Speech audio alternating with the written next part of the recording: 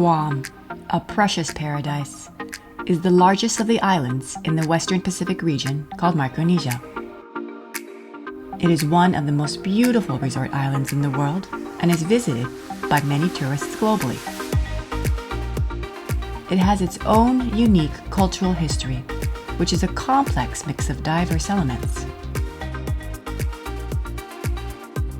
Despite being a territory of the United States, the culture and customs of Guam retain the strong scent of the Spanish colonial era, which lasted more than 300 years. Additionally, there is one more country that is indispensable to Guam's history. That country is Japan, and 80 years ago, something occurred between our nations. The Pacific War began on December 7, 1941, and Japan attacked and occupied the island of Guam.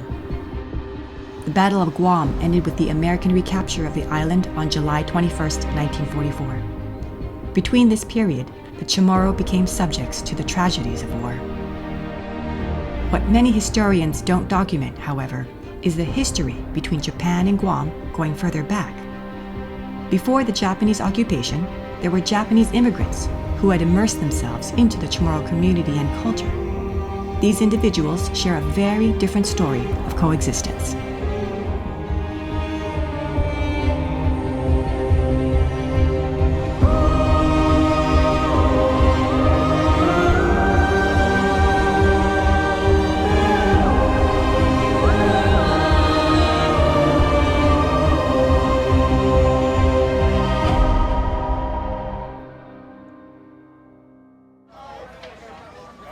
In January of this year, a party was held in the garden of a big mansion celebrating the 60th marriage anniversary of an elderly couple.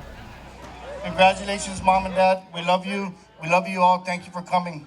God bless you guys. God bless America.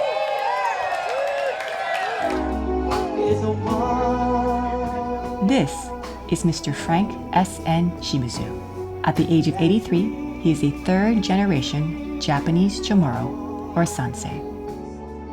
I am the grandson of Jose Katsuji Ogawa Shimizu, my grandfather, who was one of the original Japanese Iseis or settlers here on Guam. He was born in 1873 and passed away in 1944. He's originally from Koga City in the prefecture of Ibaraki. At that time, Japan is it's hurting economically, sort of like a depression. So jobs are very scarce. So he goes from the small town of Koga to the big city of Tokyo, hoping to land a job.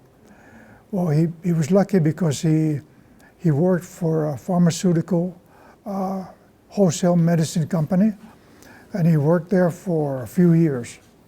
Still, he's looking for a better opportunity, better job. So he took on the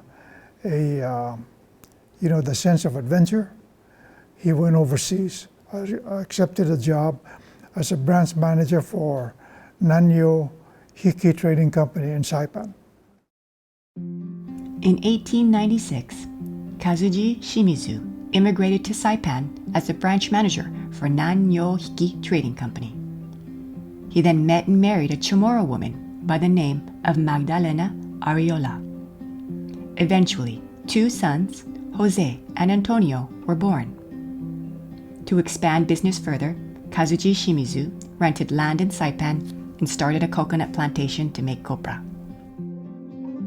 Then a few years later, in 1902, two tragic events happened.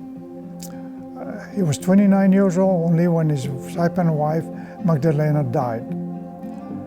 And at the same time, same year, Saipan was hit by a big typhoon.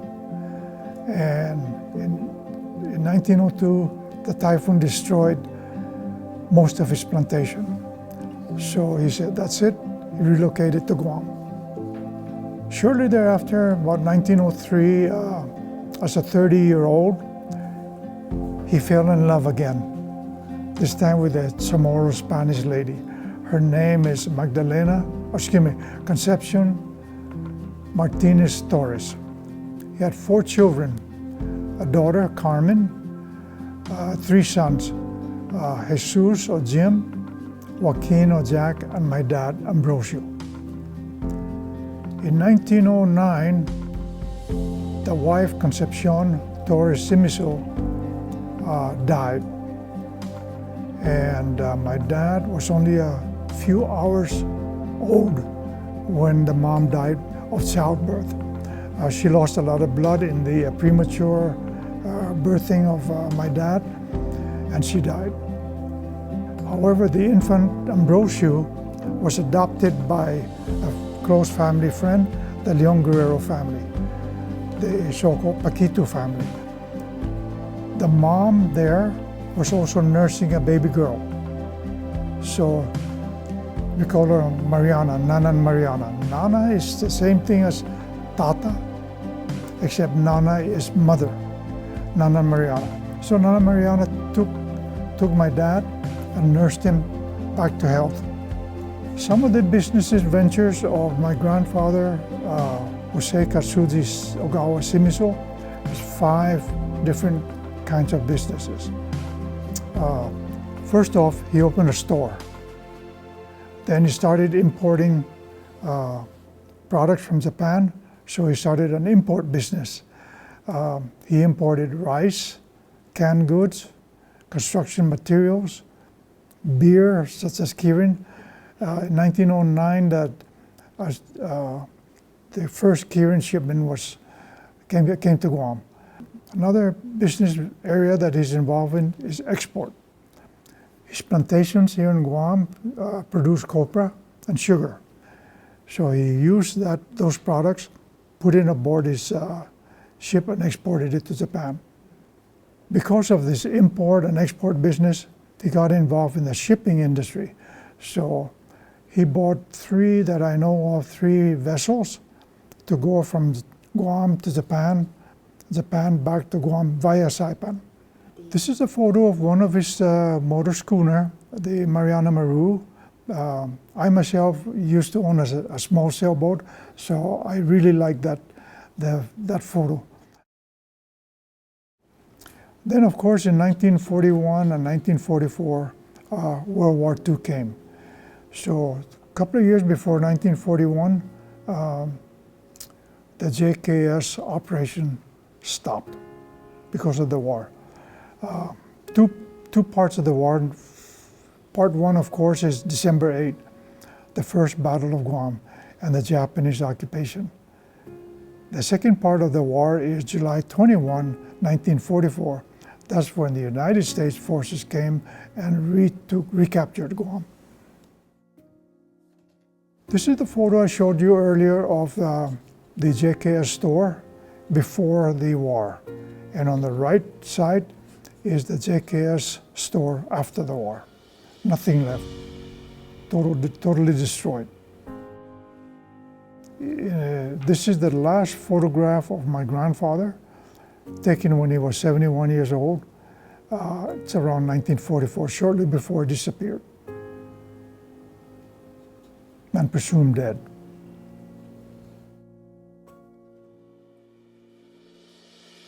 So what happened to the community of Japanese residents in Guam during the Japanese occupation? Dr. Robert A. Underwood invites 2 individuals to share their story. So this morning we have 2 individuals with us who will be representing these family lines, the more prominent ones, Gil Shinohara and Frank Ishizaki, and they're going to tell us about their grandfather and how they came to Guam, and then also their experiences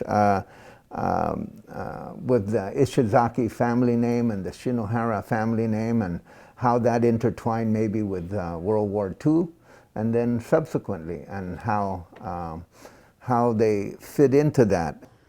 Wow, that's a long, how much time do we have? So my name is Frank Ishizaki. I was born in Japan, actually right after World War II. So I was born in Utsunomiya, Tochigi-ken. And then when I was 3 years old, my mother and I moved here. My father had come home sooner, and I grew up here. So I was 3 years old when I first got here, and I grew up in a Chamorro village in Santa Rita. And all of the kids I played were either my cousins or my neighbor friends. And language-wise, I spoke baby Japanese, Nihongo, and then I had to learn Chamorro, and then we had to go to first grade, and we all had to learn English. So it was a kind of a confusing time for me. So that's how my life started. And beyond that, I went to public school here. I became a chemist. I was first chemistry graduate from the University of Guam. And I thought I was going to make beer for San Miguel. And the police department kept harassing me. So I finally surrendered and I became a police officer. Well, my grandfather, I never met him because he died during the invasion of Guam. And he was one of the Japanese men that was trying to go up to Jigo. And he was with my Uncle Ben. And my Uncle Ben, I spent a lot of time talking to my Uncle Ben, trying to figure out where it was. It was somewhere north of here, but not quite up to Jigo. And anyway, so he perished during the American invasion. He came to Guam in the early 1900s as part of the Shimizu Corporation, and he wasn't called that, but they recruited about 100 Japanese men, and he was one of those people. And so he worked for the corporation, and then met my grandmother, Philomena Tovis Perez, and they ventured off and they moved to Sumai, and my grandfather started a bunch of businesses. So he did very well. The family was well off, economically set. So the war was terrible. It was bad for the Ishizaki family, and so that was kind of our start. Well, I'm Gil Shinohara, and currently I'm a businessman. I'm a retired government of Guam employee. There's a lot of history with my family. My grandfather migrated to Guam in 1905. He started his family in 1920, marrying my grandmother, who was Carmen Castro Torres. And they had 2 children, my dad, who was Gil Torres Shinohara. His sister, Cecilia. My grandfather coming in to Guam was on a boat on his way to the United States, and supposedly to get an American education, but when his boat hit Guam, he decided to stay here. Through my readings and stuff, I found that he was the founder of the Japanese Society of Guam. He was the founder of the Japanese Chamber of Commerce here in Guam. So he was very prominent pre-war in the business community with the Japanese on Guam. And subsequent to the war happening, he had a very challenged life. He went through prison because of charges that were brought against him by the United States government. He was actually sentenced to death by hanging. And it was something that was overcome because of appeals that went through all the way up to the Secretary of the Navy. And his sentence was commuted. And his total jail sentence, if I'm not mistaken, ended up being 8 years. And that was in 1945. And my grandfather was allowed to step back on Guam in June of 1961. And he passed away here in 1969. So with you, Frank, what about your father? And what happened to your father during? So my father was protected by his mother. So my grandmother protected my dad from the controls of his father. But my grandmother died in 1939. And then my grandfather immediately decided, you, boy, you're gonna grow up in Japan. So he shipped him to Japan. And 1939 in Japan was a bad time to be going to Japan. So he got conscripted into the Imperial Army, and then he served in Manchuria, and then towards the end of World War II, they shipped him and his regiment to the Philippines. And so he just was wounded during the combat of invasion of the Philippines, and he quickly decided, I'm not gonna do the Bataan March, and he surrendered. And because he spoke English, he was quickly went through a bunch of interrogations with intelligence, and he did not serve time like Gil's grandfather, but what happened to my dad was after that he was shipped to Japan, and in Japan he ended up working for the MacArthur government, kind of a switchback, and then he met my mother, and then eventually he came home. So my dad was gone for 10 years. So he finally came back in 1949. And after that, he never wanted to leave Guam again, because this is where he grew up, this is his home. And it took him almost 2 years to petition the Navy for my mother and myself to be allowed entry into Guam, because Guam was a naval secure island, quite different from today. Yeah, I think just like the others, there were many, many others who were deported, but they didn't fight, they didn't struggle, they just gave up. So I know that a lot of them were just sent, and they never saw their fathers or their grandfathers again, even though they were alive. You know? I know that my dad worked tirelessly to bring his father back to Guam.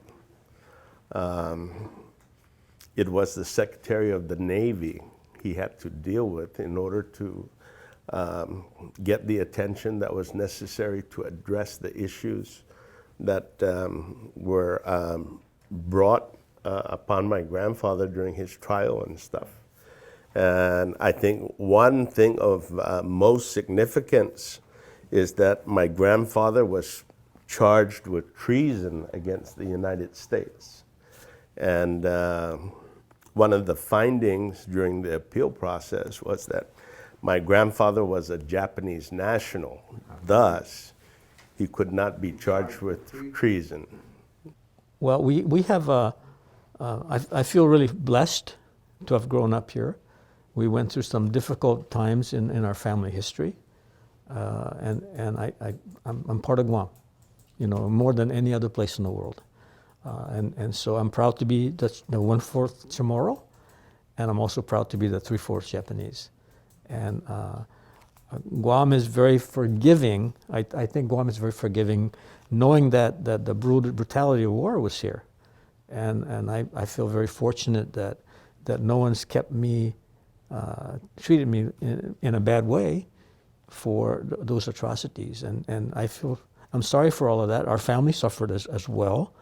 But there is that guilt that I have of being part Japanese, and even though I have nothing to do with the war, that we still carry that burden, and I don't think there's anything we can do beyond just living our age and growing our kids and teaching our history and our culture.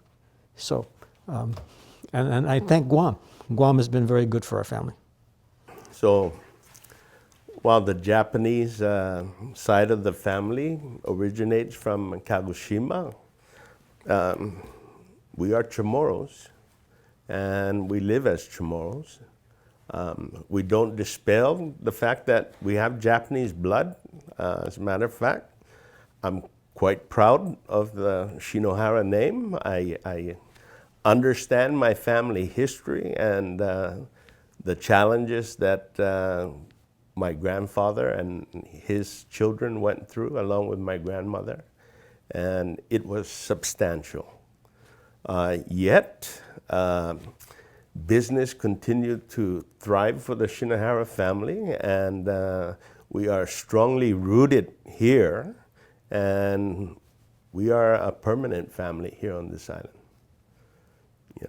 and proud to be Chamorro and proud to be Japanese. You know, just grateful for you sharing these stories with us and grateful for your time today. Thank you. Japan cultural exploration in Guam.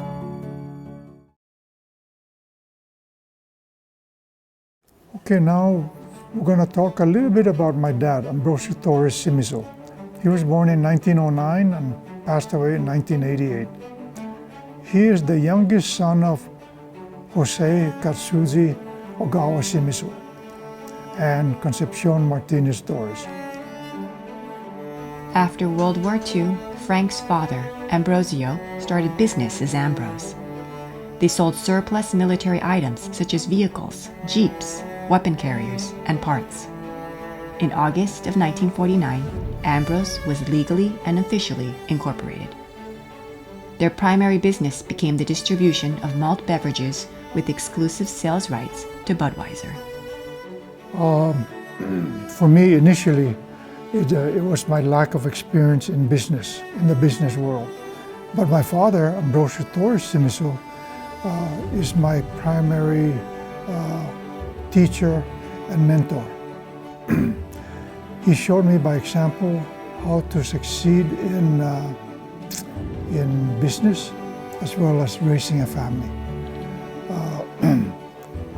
He instilled in me and my brother Joe that a family-owned business must be treated as a business and not treated as a family operation. Most family operations, if it's treated that way, they soon have problems. But if it's treated strictly as a business, you have a chance to succeed. So, what do I mean by that? He instilled in me, my dad, that we gotta be strict, we gotta be thrifty, and we gotta be economical. You have to be selective in giving credit. In 1972, ATS retired from his business activity, and myself and Joe took over the business. So in 2014, our new facility, our new warehouse, our new offices was completed, and we moved into there. So if you count the time that JKS, Katsuji Shimizu, started his business to now, we will have been in business for 112 plus years.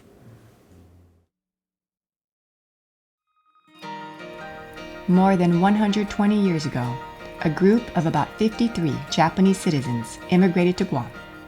One of them was Frank's grandfather, Mr. Jose Kazuji Shimizu. These original Issei from Japan raised families in Guam, and their children in turn raised families of their own, and so on. The generations grew and the two cultures intermingled into one over time. In 2015, Frank, along with other colleagues and members of the Nikkei Association, built a monument in Jigo to honor the achievements and memories of their ancestors.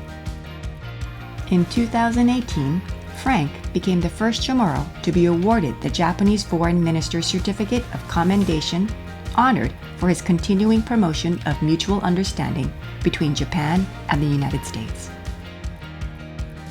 And in the fall of 2021, he was awarded the Order of the Rising Sun, a national decoration from the Japanese government. It was an unexpected award, and without the support of the Consul General Office and the Guam Nikkei Association, don't forget,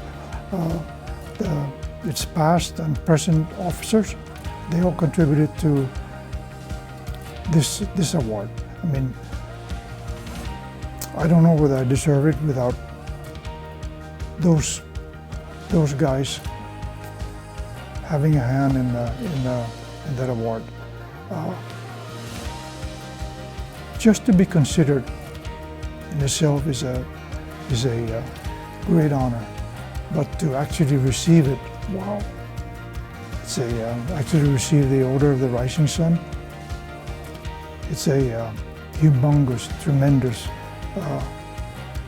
recognition, and I'm very humble and grateful. Spring is significant to Japanese culture because it symbolizes new growth, change, and opportunity. Schools also reset their academic calendar during this time. Japanese students engage in new classes, learning, and instructors.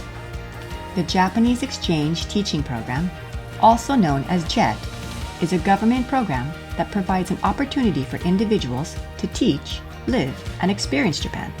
In Guam, there are many JET graduates, one of whom is Jennifer McFerrin. It was a good opportunity, I thought. I mean, it's not so often that you get an opportunity to actually live in a different country and get paid and get, just to be there and hang out, especially right after college, where you might be a little bit younger, so you might not be entirely sure of what you want to do. It's a really good way to explore and learn something about a different culture, but also about yourself. Hello, I'm Ayana, and I'm a student here at the Japanese School of Guam. And I was wondering, through learning Japanese and being able to speak it, where has it been the most beneficial in your experience? Yeah, certainly in my job now, I would say. I had another job where I was like working for a PR firm, and then I started with this job. Japan and Guam have had a long history of over 150 years together. Today, the two countries have established strong and amicable ties. We believe this success is largely due to the deep-rooted historical beginnings of this relationship. Japan cultural exploration in Guam.